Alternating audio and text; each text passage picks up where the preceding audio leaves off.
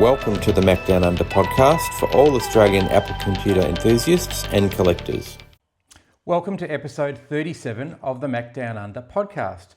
I'm Justin, and thanks for joining me today for this episode. Last week's episode, which was our Apple 50th anniversary, plus the last episode in our external storage series, went gangbusters. So far over 750 views, which for this channel is just fantastic. So thanks for joining me so much last week, and I really hope you enjoyed the episode. So today I'm starting a new series, this time looking at Apple's implementation of networking through the ages. Starting today with, largely serial devices. There's a couple of ring-ins. We'll also cover recent news, coming events, and for sale items. So, on to today's episode. Probably the simplest form of networking is to connect two computers via their serial ports over a null modem cable. Now, with the Apple Computer 1 from 1976, the one we were celebrating last week, unfortunately it didn't come with a serial interface and Apple never made one. Technically, you could hook up the optional cassette interface and have the audio cables connected between the two Apple I computers, and technically you could hit save and load on either of them to send data down the system, but I've never seen it documented, so it's probably not real. But with the release of the Apple II, with the specific design to be expandable, the whole situation changed. So in 1978, Apple released the Apple Communications Card, which in fact was the original serial card that Apple produced. It met the RS-232 serial interface standard, and it was designed specifically to work with modems or acoustic couplers, or potentially, but less rarely, to connect to another computer. It was originally designed for speeds of 110 to 300 bits per second, so we're talking pretty slow, in fact, extremely slow by today's standards. But even in the documentation, there was a hardware modification that allowed you to increase this up to potentially 4800 bits. And technically you could use the ROM on the card to act as a terminal if you wanted really simple communications between your two computers if you connected them via a null modem cable. But you could also use the Apple Access software, which was a basic terminal application, but did allow you to send commands and things over the network. Apple also released a serial card later the same year, specifically to connect to printers. In 1980, Apple released this, the Apple II IEEE 488 interface card. Now, IEEE 488, commonly known as the General Purpose Interface Bus, developed by HP, and it was developed to be able to connect scientific machinery and other machinery to your computer. But there were examples where it was used for networking, potentially up to 15 devices on a computer network. But it did require dedicated software and most likely provided by the system vendor, which made this system extremely expensive. In 1981, Apple released this card, the Super Serial Card. Almost every Apple II user knows about the Super Serial Card and probably has several of them, I suspect. You've probably got some in your collection. So this card was specifically released to replace both the communications card and the original serial card. That's why it was called the Super Serial Card.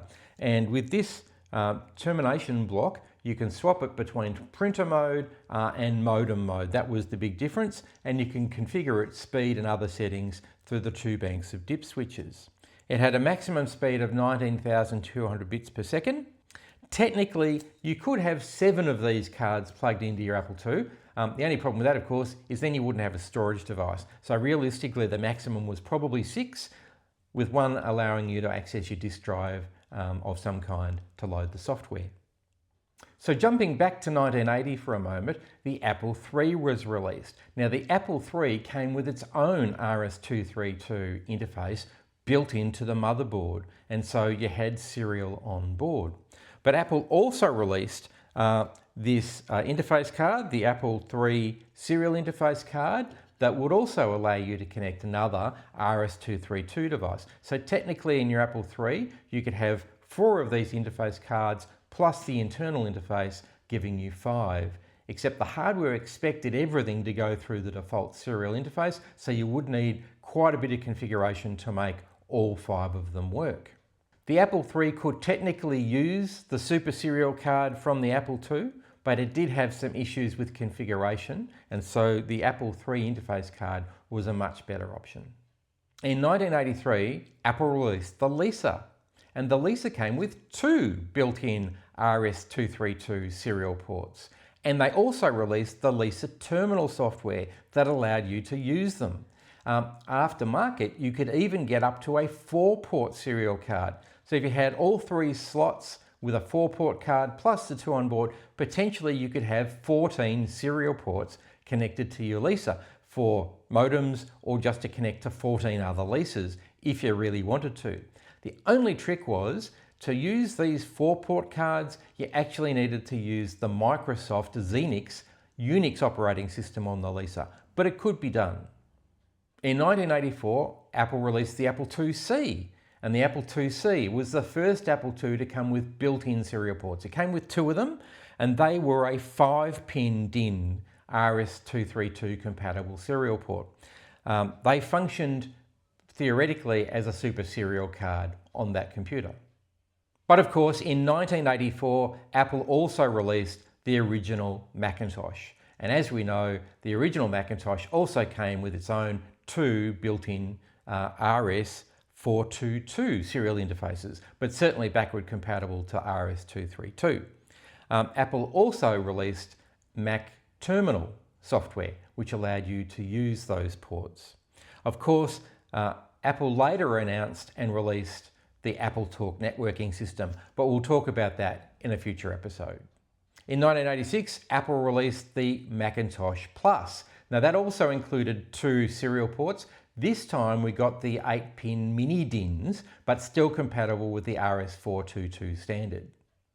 Also in 1986, one of my favourites, the Apple II GS was released. So this time the Apple II GS, the Apple II line, gained 2 serial ports. This time the 8-pin mini DINs that were introduced with the Mac Plus, but also configured to emulate a Super Serial card. Now from what I can tell, in 1987, Apple Australia released this card, the Apple II In modem, made by Netcom. The reason I say it's from 1987 is that's where the copyright for the 2 Netcom ROMs is. But built for Australian standards, as indicated on the front, and also with the registration authorization on the back. So this card would plug directly into your Apple II, probably your Apple II GS in 1987, and give you a modem on board, not requiring a serial interface, being able to plug the telephone line directly into the card.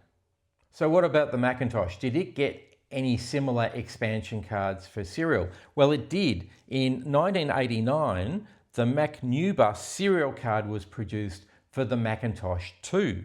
So it came with a DB62 connector on the end, and then connected to this massive cable,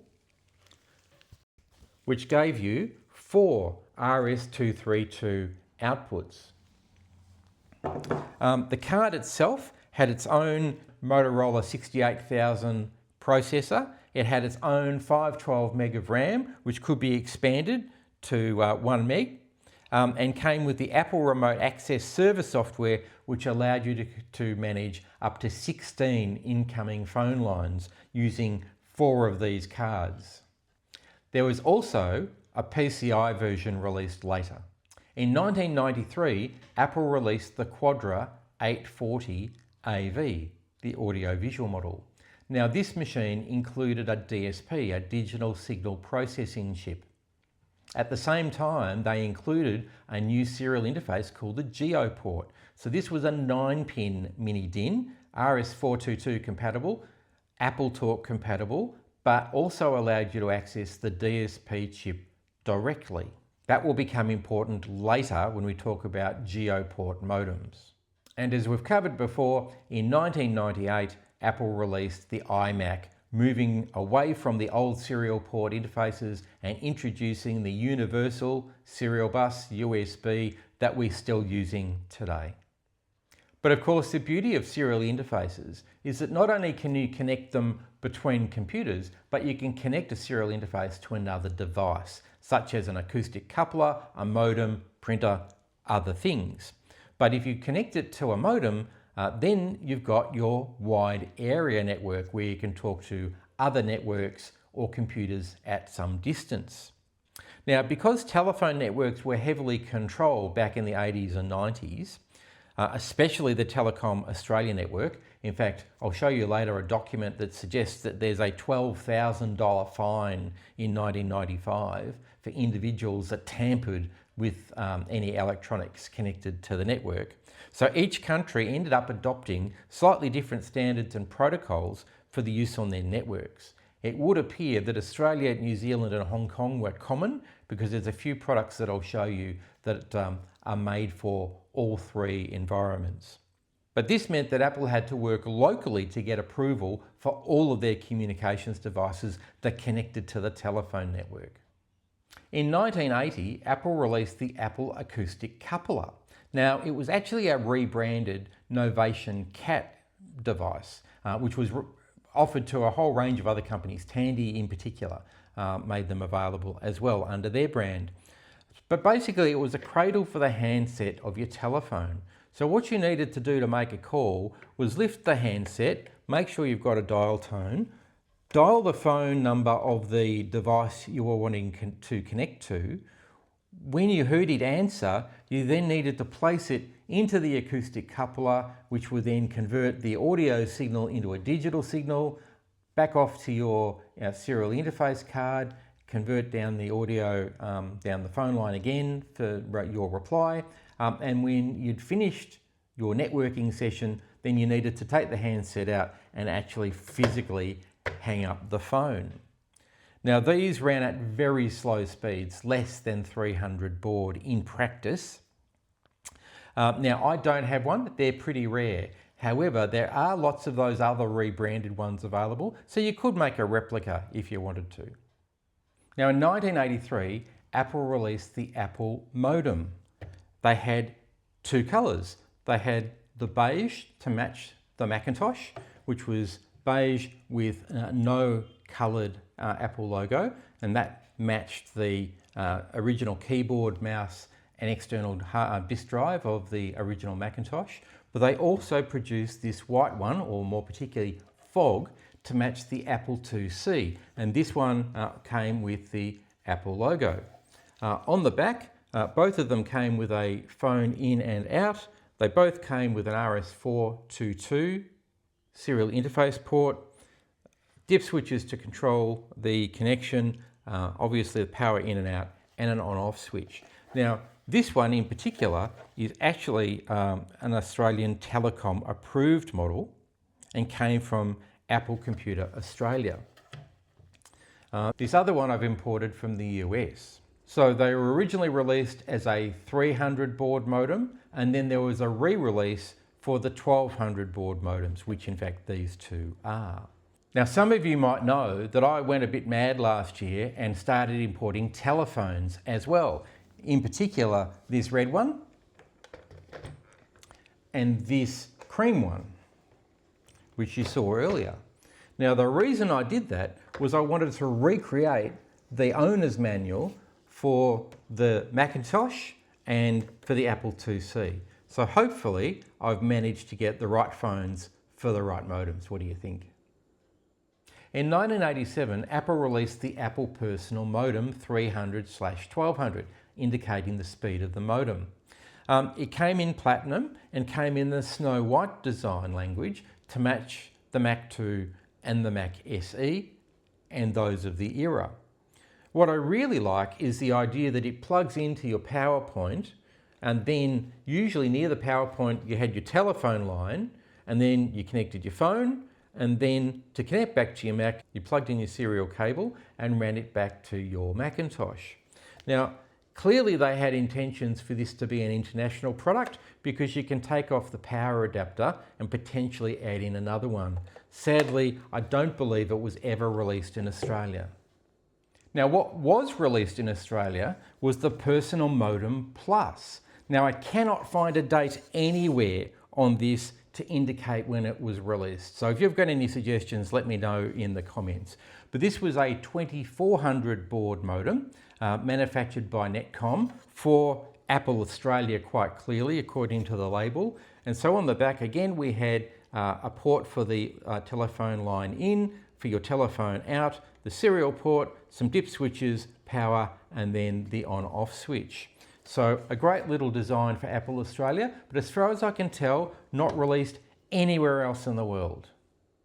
Also in 1987, Apple released the Apple Fax modem. Now online, most of these have Apple Fax modem written on the front. This particular one doesn't. It does have Apple Fax modem written on the base. It's also got a Canadian registration plate, so perhaps this is a slight international version. Nevertheless, 2400 baud and capable of fax. Now on the rear plate, again, we've got space for your telephone line coming in and telephone itself connecting to go out, but we've also got this serial daisy chain. So you can plug your computer into the modem, but then you can also connect your modem to a printer or some other serial device through this daisy chain. There's this massive power connector, very reminiscent of the Apple IIc power connector and the on-off switch. Now this power connector, let me show you what it connects to. It's this massive power supply. Yes, this is the US version, but this massive power supply that is much heavier and almost as big as the modem itself. So I don't know why this requires quite so much power, but it certainly does. So that's the Apple Fax modem. Now what I found when doing the research is there's an Easter egg. Now I've not tried it out yet, but apparently if you hold down the button on the front, turn the modem on, you'll hear 3 beeps. After the 3 beeps, you press the button 3 times in the same rhythm as the beeps. And if your timing is right, the modem will pronounce the names of the 3 Apple engineers that worked on this product. A bit like the signatures in the back of the Compact Macs. But that's an Easter egg. I can't wait to try it out once I've checked everything out in this particular device.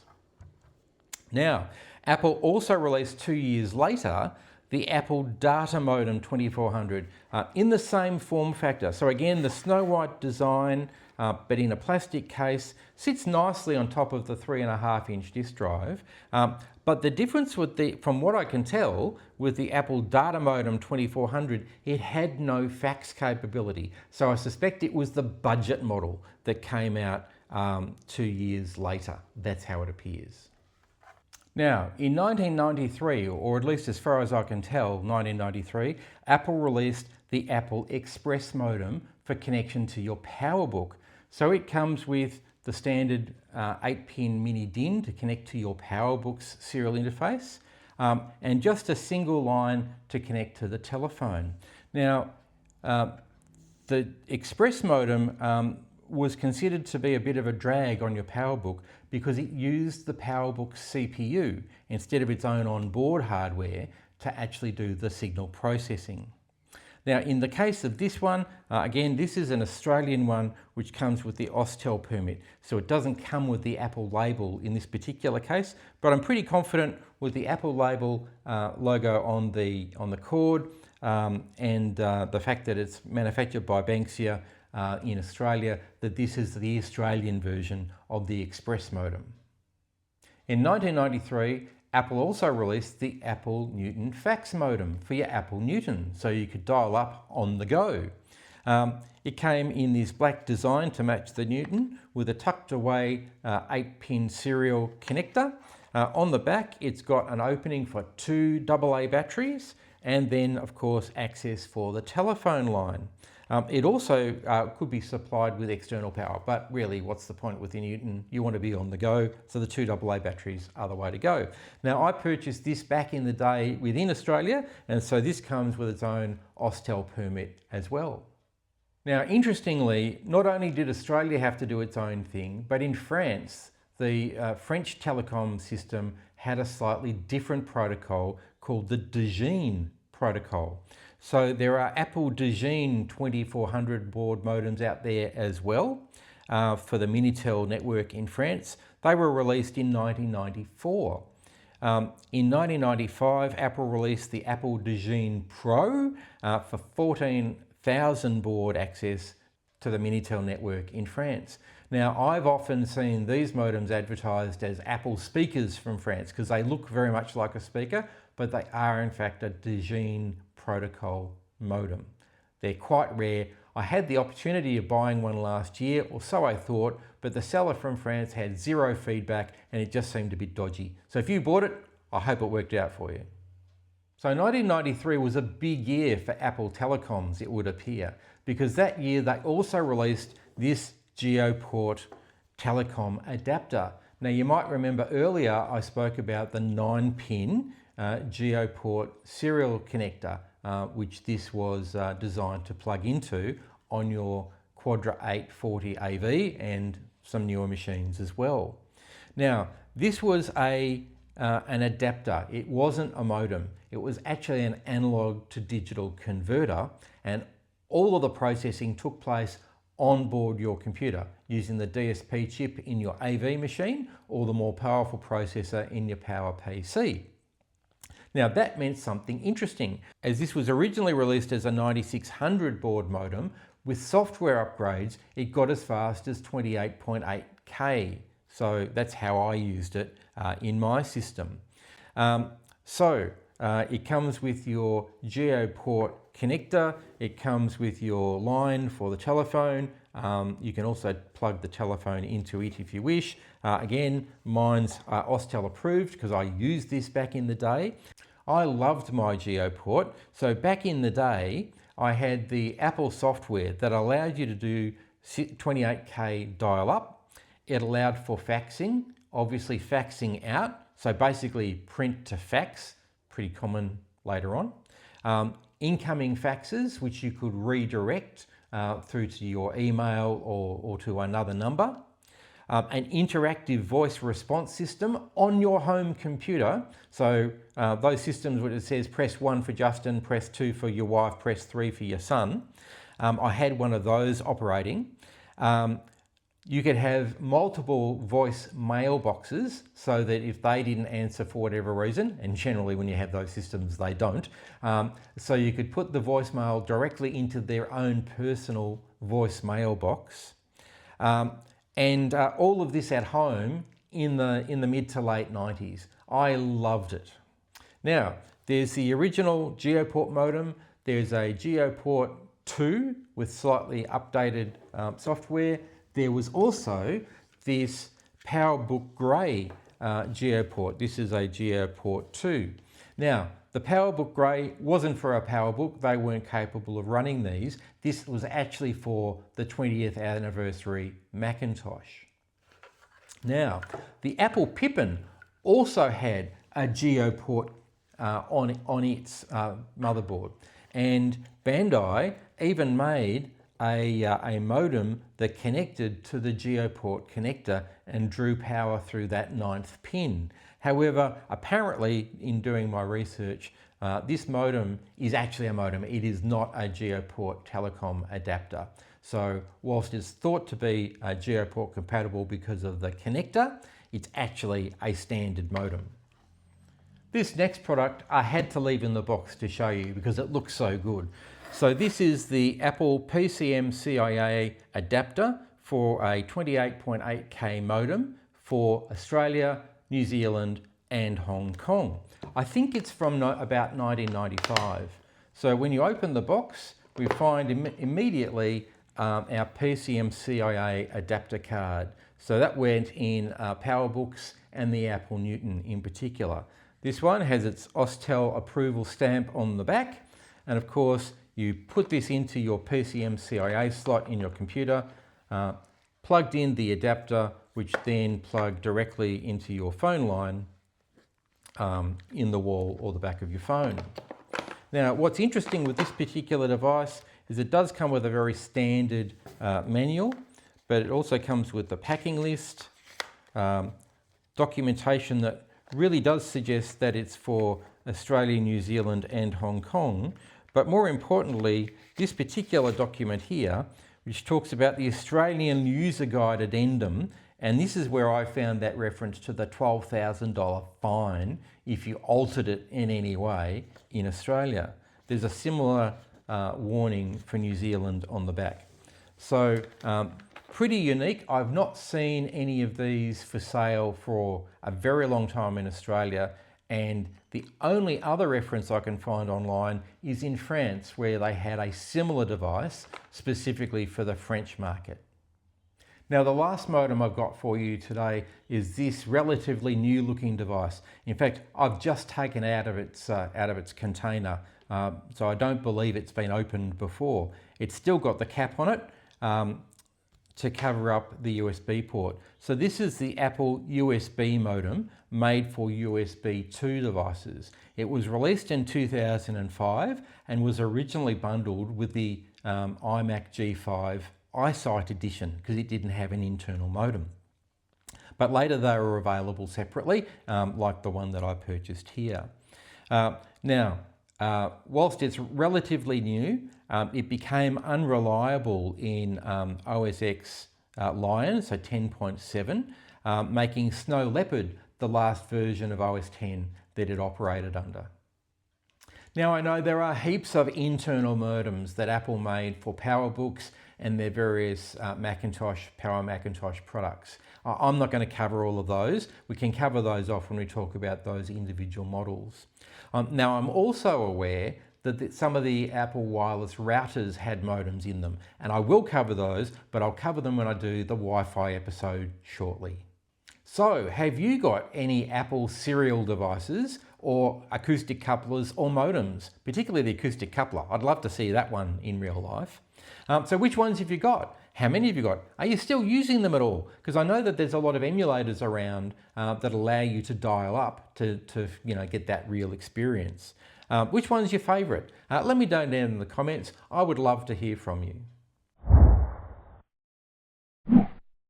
Time for recent news. And first up, Retrogate.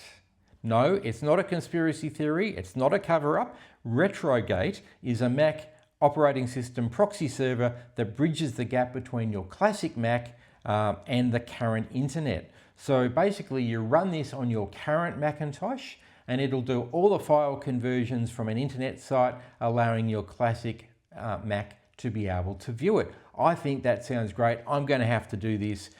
Links down in the description. Now, next up, Ron McAdams in the Apple II enthusiast group on Facebook posted this fairly controversial post entitled "Stop Overpaying for E-Waste." There's some interesting commentary in the comments. Follow it along if you're interested in this. But basically what Ron is proposing is that we're offering in these various user groups on Facebook, Discord and other places, advice around the price of Macs. But he's postulating that we're really talking about the price of improved, perfectly working Macs and not really giving honest feedback that if your Mac's dirty, broken, doesn't start up, it's probably not worth a lot in reality, because the cost of improving it to get it to working could be hundreds of dollars, and we know that, don't we? So you might be interested in the discussion. I've been checking in from time to time over the last couple of days, so links down there in the description, and maybe you want to contribute to that discussion. On to coming events, and first up, WasFest. Their next meetup is on the 23rd of May. Check the link in the description. Again, in a private house, reach out and have a chat to them. Retro Gaming Bendigo have their next meeting on Sunday the 26th of April in their new venue at the Huntley Memorial Hall. Links down there in the description. The Mac Museum, having a little break at the moment, but their next open day is Saturday the 18th of April from 10 until 2 in Somerville, Victoria. Don't forget to get there. Technology Markets have their next market on Sunday the 12th of April at the Darebin Community Sports Stadium in Reservoir. The following week, Sunday the 19th of April, it looks like they're going to have a retro display at the Springers Leisure Centre in Keysborough. I'm not sure I'm going to be able to get to that one. Fairly significant day in my life. So I hope you enjoy it, and I might try to pop in at some point. The Adelaide Retro Computing Group have their next meeting on Friday the 10th of April from 5:30 till 10:30 in the usual place at the Unley Community Centre in South Australia. Now, if you have a retro computing event or get together, particularly if it's Apple related, and you want me to promote it here on the channel, please let me know. I'd love to promote it for you. Time for this week's for sale items, and again I've had a look for Apple serial devices or modems, and they're getting pretty rare, so yet again I did have to look overseas. First up, that modern Apple external USB dial-up modem that you can use right up to Snow Leopard, that's available here in Victoria for $10. Next up, a super serial card for your Apple II. This looks to be a genuine one, again here in Victoria on eBay for $65. Looking further afield now, so the original Apple II computer communications card. Now this is the one I don't have, so watch out, I might be bidding on this myself. Currently available in the US for $46.20, which makes that Australian about $67 plus another $30 shipping. Next up, if you're interested in one of those weird looking devices, the vintage Apple personal computer modem. So this is the one that plugs into the US PowerPoint as well as the phone line. Available at the moment for US $27, which is approximately $39 Australian plus $37 shipping. Next up, now I picked the cheapest one I could find for this. This is the Apple Modem 1200. So this is the one in beige to match the original Macintosh. It is a bit rough around the edges, which explains the price. So this is US $65.99, so it's around 95 Australian dollars plus $28 shipping. And last up, a bit expensive, but if you're really keen to get one of those Apple fax modems, I'm pretty sure they were only released in the US. This one's with power supply and software at US $220, so that makes it Australian $318 plus $82 shipping. It's not cheap, but if you're a collector, they are available. Well, that brings us to the end of episode 37 and our look at Apple's serial communications devices. Let me know what you thought down in the comments. I'd love to hear from you. If you've got any suggestions for future episodes or series, again, please let me know down in the comments. Now, don't forget to like and subscribe so you don't miss out on future episodes. But thanks for joining me today, and until next time, take care. Thank you for joining the Macdownunder Podcast. Don't forget to like and subscribe, and we'll see you again soon.